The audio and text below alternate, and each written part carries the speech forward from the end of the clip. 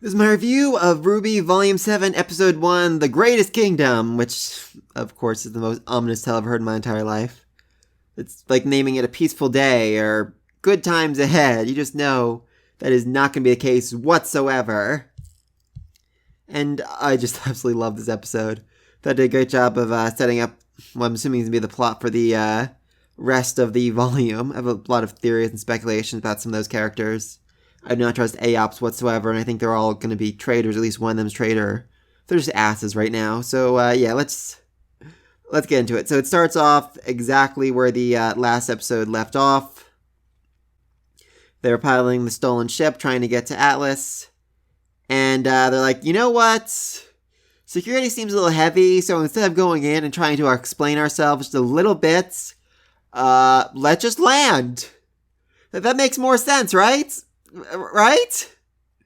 Anyway, they continue operating their stolen ship and decide just to go to Mantle instead because Weiss is afraid her father's going to find out she's an Atlas and take her back home, which, okay.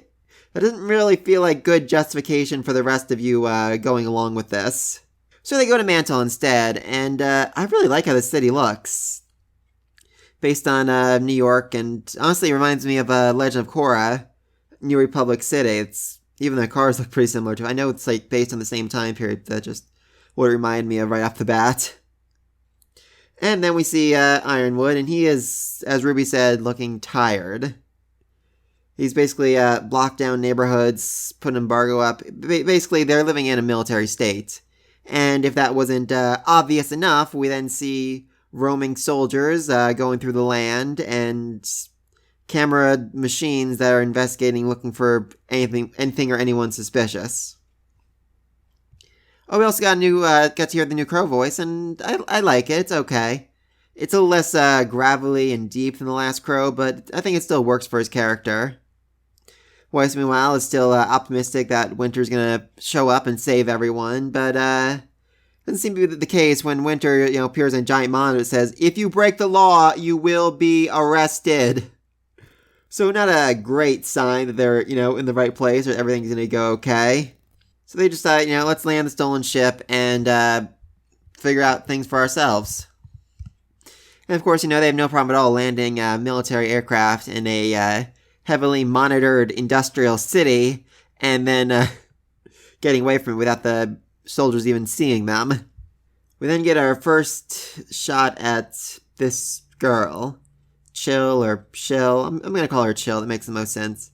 Chill is here. Local hero. Someone running for leader of the Mantle or the council. I'm not honestly sure which right now. We see all these newspaper clippings showing what's going on, and it says, election imminent. Mantle hometown hero versus Atlesian tycoon. So, is Chill running against Weiss's father? That would be interesting. Him trying to get on the council so he can lower the embargo so he can start selling dust again. I'm starting to feel like he's on the verge of going bankrupt, if they don't start selling dust outside the kingdom. Some other interesting headlines. Outer wall damaged. Missing journalist found slain. She's a very specific style to her as well, so she might be important down the road. This might be like, council or AOPs or somebody going around murdering journalists. Hard to say which right now. And finally, embargo, the right call. Pressure and criticism continue to mount on council. So yeah, not everyone's a big fan of the embargo. It's also this graffiti, which I feel like they put a lot of focus on. Show your teeth. I feel like this might be like a pro-fauna saying, like, show your teeth because be proud of your ancestry or whatever. Or it could be like anti-faunist, like show your teeth to let us know you're not one of those monsters. Honestly not sure which, but they spend a lot of time focusing on it as they panel over, so I feel like it has to be important. Anyway, then Yang kind of messes up the whole low-profile thing when she kicks a security bot into the street and it gets run over, which I'm sure is not going to draw any attention whatsoever. And then we see the racism I've been looking for. This truck drives by with, I'm assuming they're all faunists, going to work in the dust mine, and they'll be essentially, work till they're basically dead, and Blake has to comment how awful this is, and of course some drunks show up to defend themselves, like, Atlas is the greatest greatest kingdom in the world. Anyone that says otherwise is a dick. All right? All right. So, yeah, there's a lot of interesting feelings going on with these guys. Basically, defending their hometown, saying it's the number one place in the world and whatnot. Blaming all their problems on foreigners, foreign nations, and of course the faunus. And then the guy flies in the air and lands in a dumpster. And honestly, I thought for a second this was Yang. I mean, it makes the most sense, her girlfriend was verbally assaulted like that. It makes sense Yang would be the one to beat the, out of him. But no, it was Weiss, and everyone else was a little even surprised by this. I think it's a great sign for a character when Weiss started off as, the most racist character on Team RWBY. I mean, in the show, second to Team Cardinal, but on RWBY, she had a deep hatred for the Faunus because of everything her family had been through, and now she's defending her teammate who's being insulted for her just being who she was, and I really like that. It's a great character moment for her. I'm a little curious about Purple Hat here, because he seems to recognize Weiss's semblance and goes to confront her, but then he trips over his own 2 feet and falls. I mean, his character design seems a little too normal for him to be someone of importance, but at the same time, it feels like there was a reason for this, why it wasn't just one drunk guy talking, why the second one had to be here. And then we meet freaking Pietro, and quite frankly, the minute we saw this man, I just knew he was Penny's father.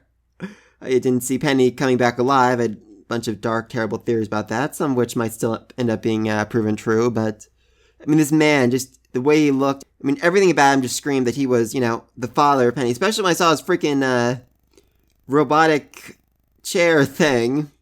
I mean, all that looks exactly like Penny's colors right there. That just really, confirmed it for me. And then his freaking name, he's Pietro. It's so close to Geppetto, I literally screamed during my reaction video. Anyway, yeah, so he's one of Atlas's great minds. Basically one of the top people in the entire government, but he runs his little shop in Mantle because, he likes doing...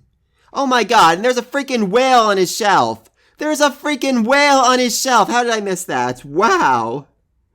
Yeah, so, Geppetto, Pinocchio eaten by the whale, but yeah, so he's running this little shop down in Mantle because he likes helping people and being a little silly. He's even building self-dancing shoes, which Nora is desperate to try on, which makes sense.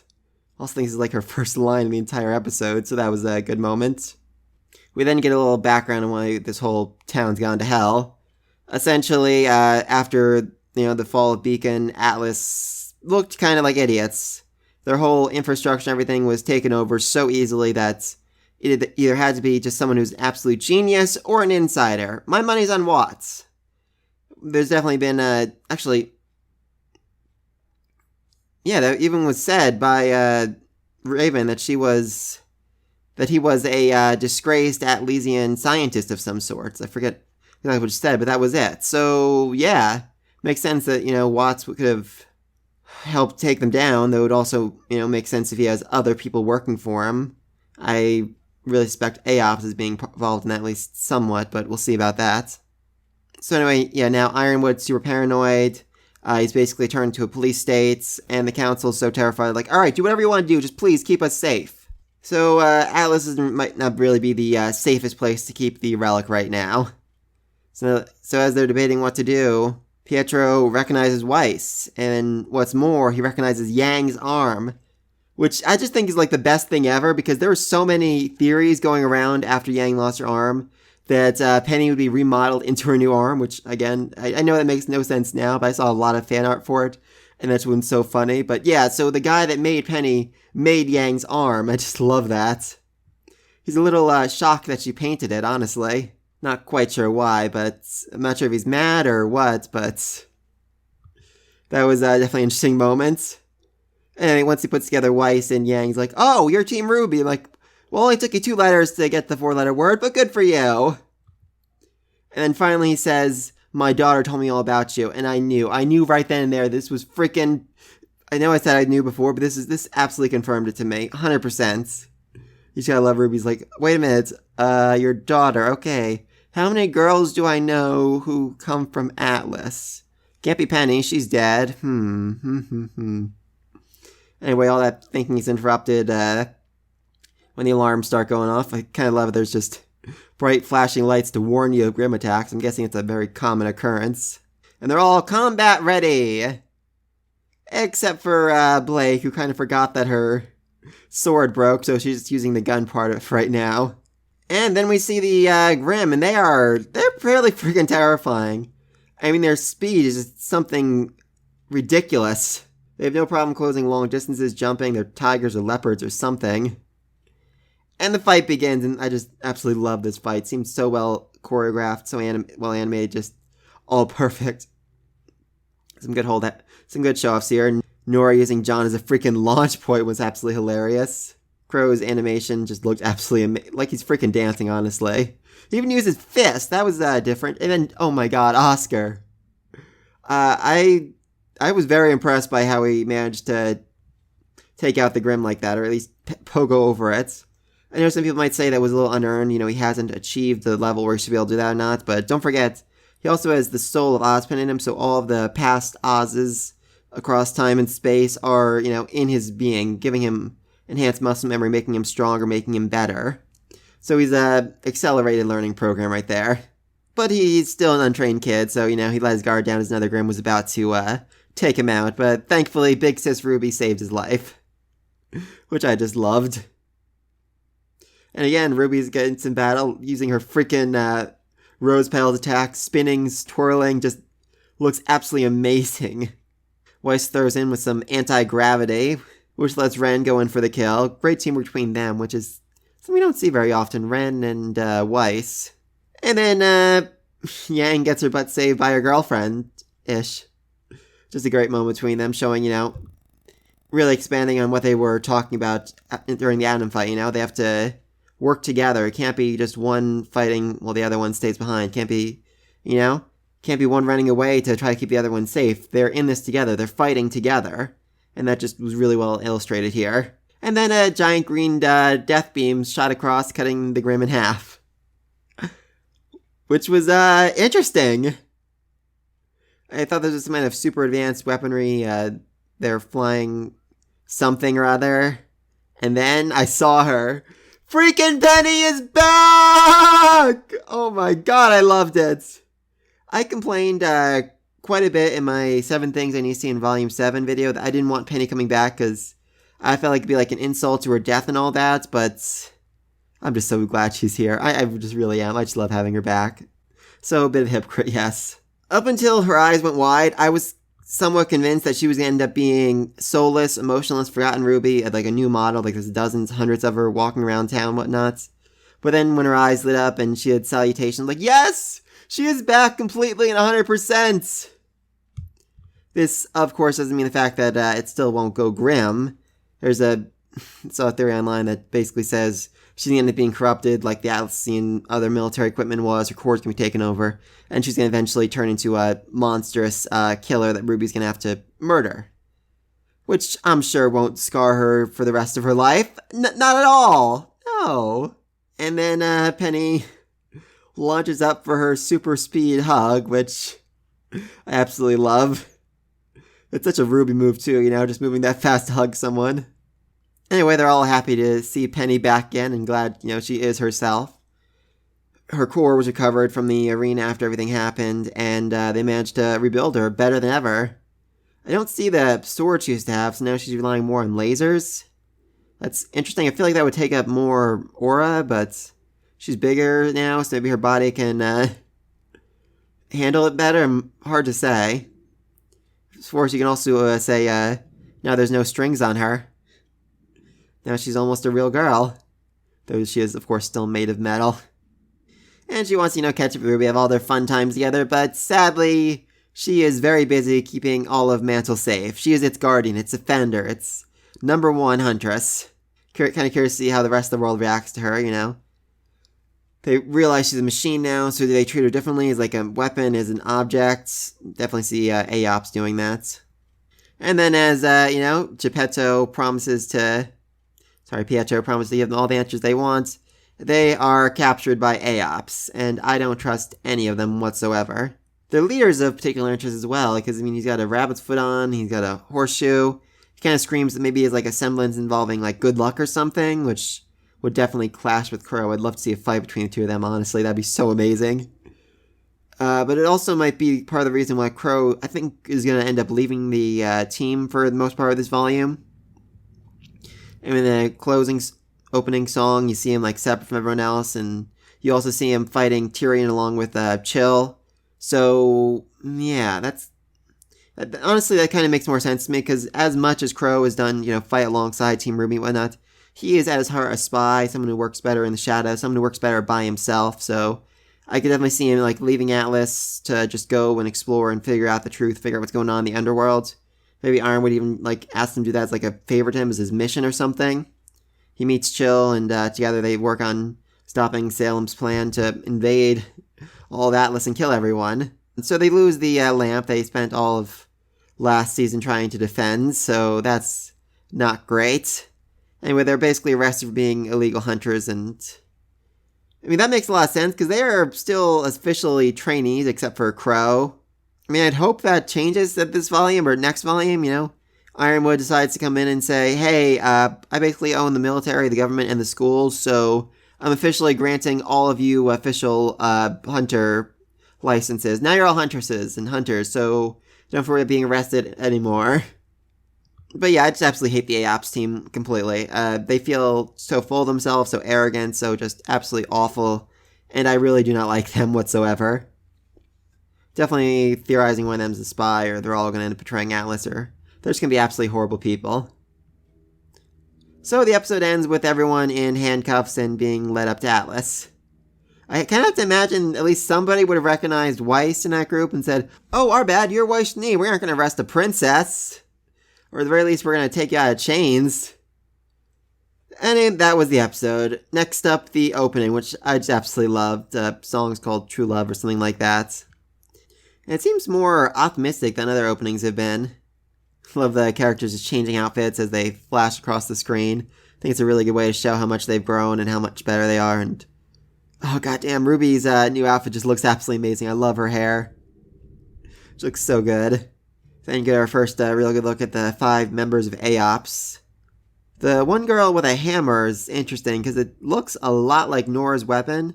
There's some speculation online that they may be related. I'm not sure quite yet, but that could definitely be the case. And Watts is obviously watching them secretly plotting something. I definitely think, he has a spy in the group, or he's in control of them, or they know him or something. It's hard to say. Maybe he made their weapons, and then he could, deactivate them.